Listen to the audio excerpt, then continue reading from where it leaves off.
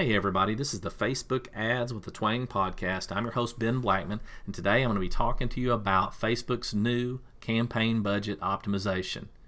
It's coming, so let's talk about it. Here comes episode number 9.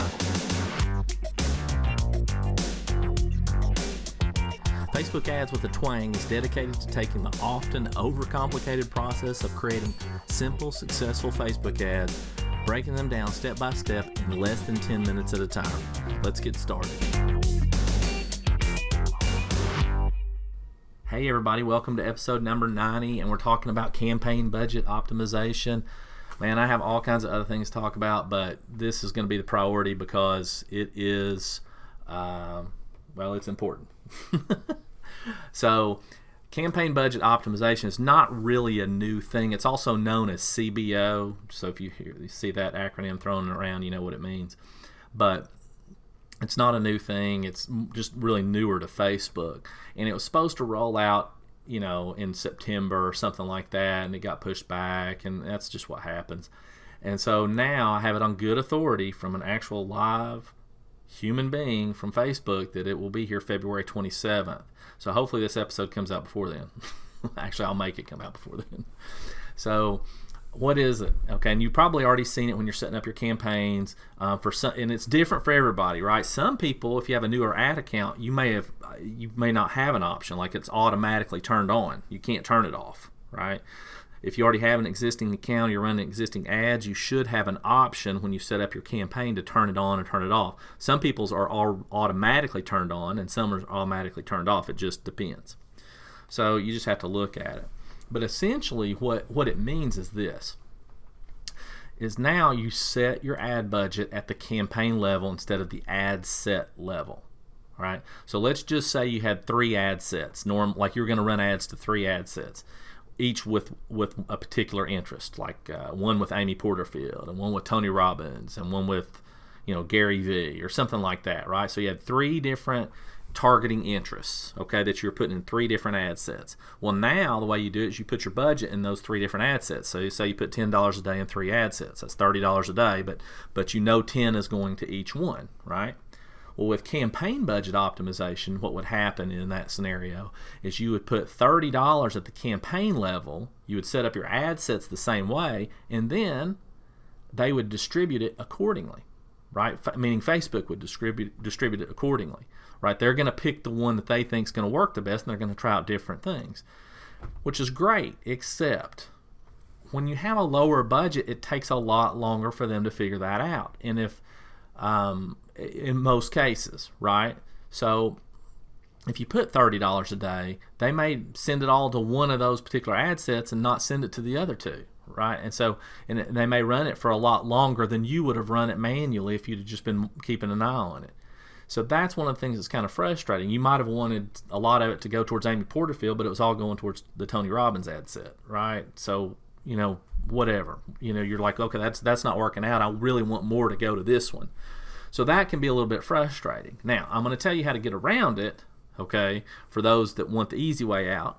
Okay, and then I'm going to kind of tell you a little bit about, what's good about this and what's bad about this, and then how to really utilize it to help you, okay?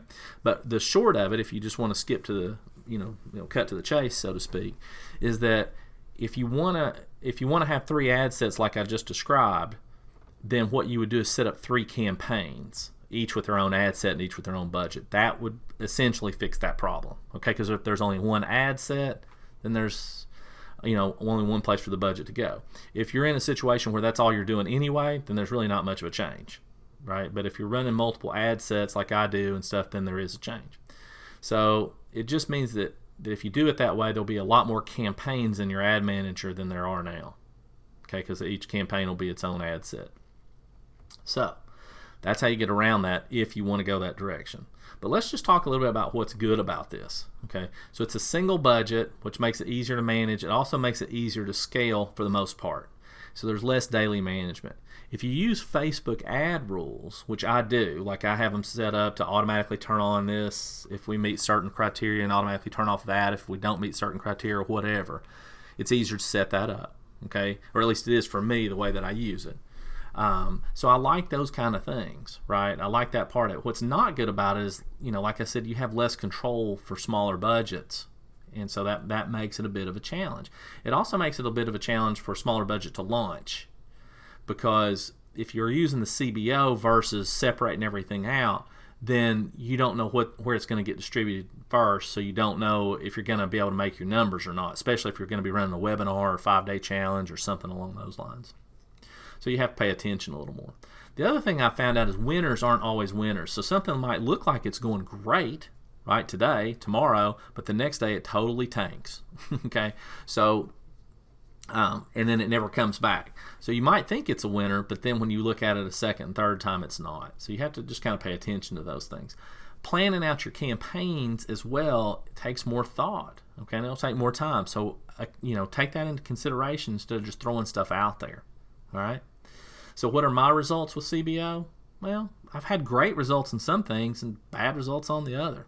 Okay, and so that's what I do. I go in and I try to test these things out to make sure I can give you the best information so you can make the best decision of how you're going to utilize it.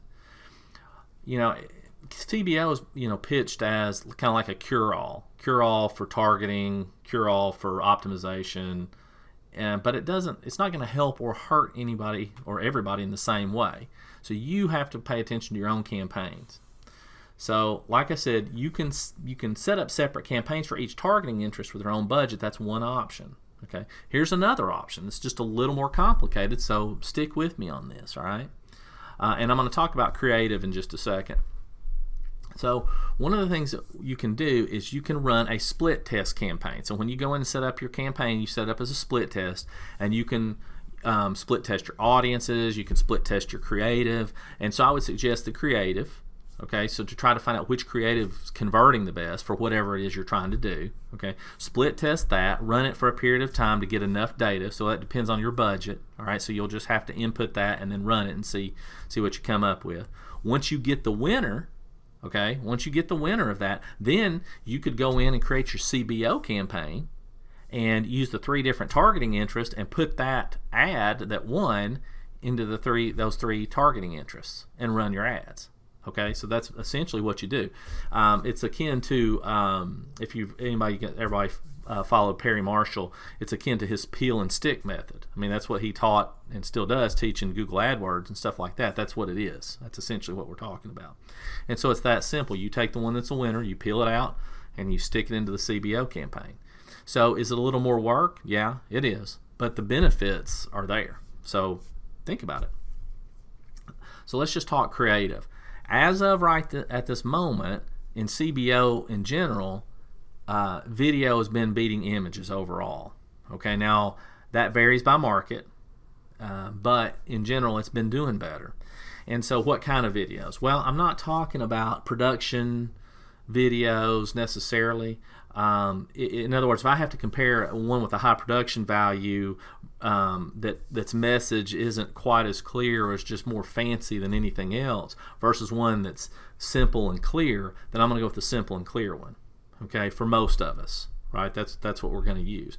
And so what do I mean, or what am I talking about? Well, one thing that if you follow Brian Moran over at Samcart, he's always been an advocate, and me too, this has worked, where you run an ad that's basically just a video showing a PowerPoint presentation, and it's just basically white background with black letters, and he's just basically reading off each slide. And that's it.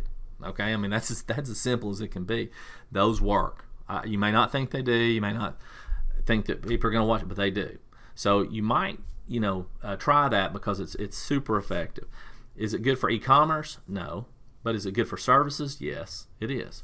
The other thing that works, and this is one of the best marketers that I know, Justin Brook, I follow him all the time, that he talks about that's been working for him is doing that, but also having some B-roll footage behind it as well sometimes. So you can go like promo.com or splashio.com or something like that, and you can get some B-roll footage if you know how to do that kind of stuff. Now, if all that seems overwhelming, that's okay. I understand. Don't get fancy with it, right? We're about keeping this simple. Remember, it's about the messaging and what you're telling them more than it is about the video itself. If you're just not sure about doing the video, that's okay. Run the images, right? But in this time, when you're running the images, run the image without text over the image, and then run one with text over the image and see what happens, right? Use that for your split test. So I hope that makes sense. I hope that helps you get a couple of tips to try to get started with CBO, and it's coming. So if you may be listening to this episode and it's already on there, so use it. And that's it. I'll have a full training on CBO later, but for now I just wanted to get this out to you, and I will see you guys on episode 91. Talk to you then. Hey, if you enjoy this podcast, then you have to check out Marketing with a Twang. It's my monthly membership where we take all the material from this podcast, combine it with finding and creating the perfect funnel that will attract your dream clients. Then we take it to the next level by using multiple marketing methods way beyond Facebook. Check it out at marketingwithatwang.com.